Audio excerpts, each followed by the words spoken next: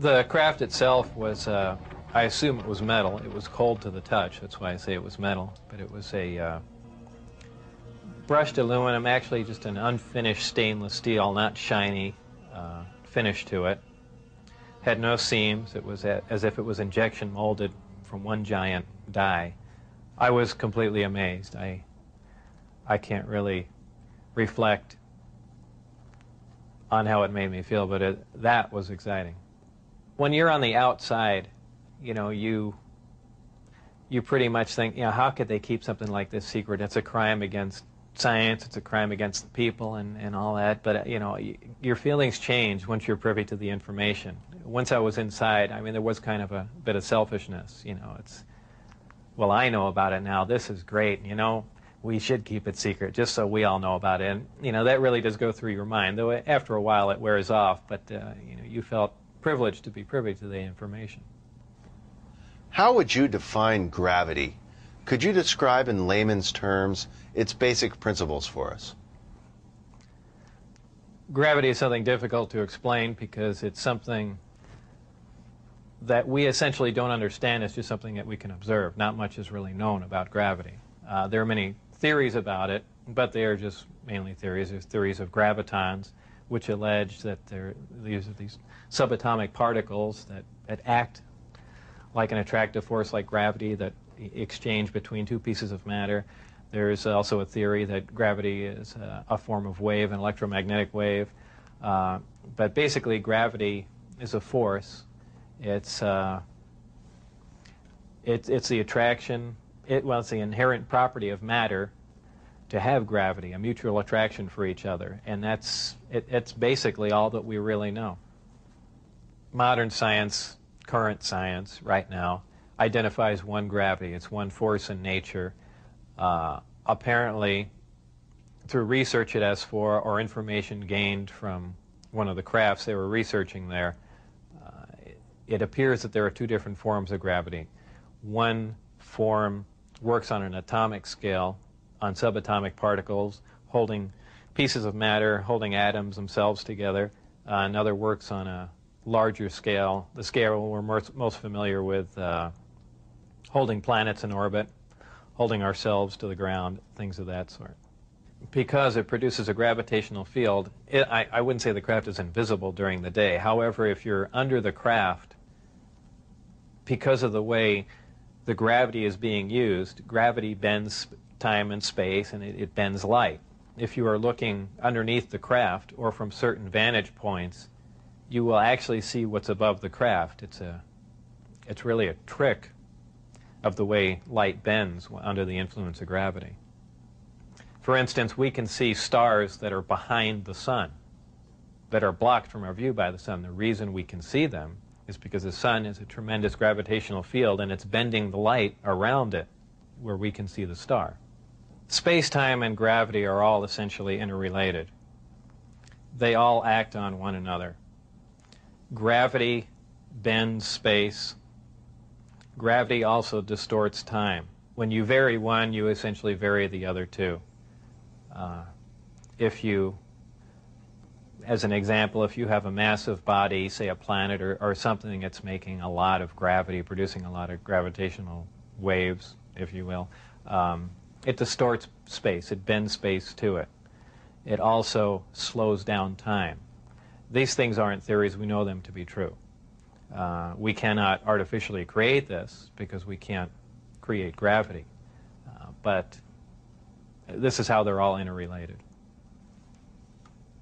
How are vast distances of space traveled by amplifying a gravitational field? Well, because space-time and gravity are all interrelated, if you could produce gravity artificially, an extremely intense field of gravity, what you could do is actually distort the distance between two objects and make it shorter. Not just distorting the distance, but now you're also decreasing the time, the actual time between the two places. So you're not traveling in a linear mode like flying a spacecraft from point A to point B. You've actually modified the time and the space that you travel in. So you're now traversing a huge amount of distance with little time, and actually with traveling little distance. As crazy as it seems, that's what's going on. What are some of the inherent problems with traveling at the speed of light? There are several problems traveling at the speed of light. Just a couple of them are the fact that as your speed increases, so does your mass proportionally. In other words, the more energy you put in to go faster begins to slow you down by the fact that it's converted into mass. You have other problems like just traveling at such an extreme velocity, navigational problems, the fact that you might run into little tiny micrometeorites at speeds like this. They would undoubtedly destroy your craft. There's just a whole host of problems that you're going to run into just attempting to do something like that. Aside from the fact the amount of energy required to accelerate to the speed of light is horrendous. Could you briefly describe Project Looking Glass and Project Sidekick for us? Project Sidekick was another project going on with Galileo. Galileo was the project that I was involved in.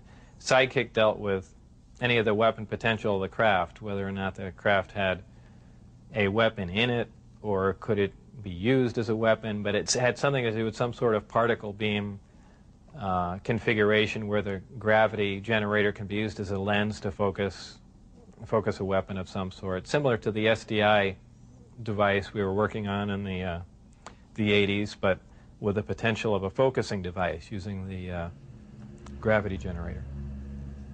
And Project Looking Glass? Project Looking Glass dealt with the distortion, the fact that there's a time distortion, essentially looking back in time, and by that I do not mean looking back years ago to see the wagon train days. They're looking for distortions that are milliseconds in time, and what that was used for, I don't know, but that was just observing the time, the time distortion, time dilation phenomena of the craft in operation. What is element 115? Is it found here on Earth, or is it strictly an extraterrestrial material? 115 is strictly an extraterrestrial material. It probably occurs naturally in some other places, maybe other star systems. Some people not familiar with science or chemistry say, well, that's ridiculous, all the elements occur on Earth, you know. But that's not true. There are elements on the periodic chart that aren't found on Earth. I believe the Heavy Ion Research Lab in Darmstadt, Germany, has reached element 112 recently. So 115 isn't that far away. And when they synthesize it, it's not like they're making a couple ounces of it. They're talking about 1 or 2 atoms of it. To make any usable quantity of a heavy element like that is virtually impossible. Element 115 is in the top of the reactor. And the base of the reactor apparently is a small, something similar to a cyclotron. It's a particle accelerator. A particle is accelerated to high speed and then deflected up a small tube, and it's aimed at the 115. This transmutes the 115, similar to the way we do that in a normal particle accelerator. This causes a reaction, a radiation emission that we really haven't seen before. It produces antimatter. This antimatter is guided down a tuned tube and reacts with a gas. When matter and antimatter react, they convert to 100% energy. This energy is converted, heat energy, is converted to electrical power in the reactor itself. This is done through a thermoelectric converter. And this electrical power is used to power other subsystems on the craft, though there is no wiring, you know, as we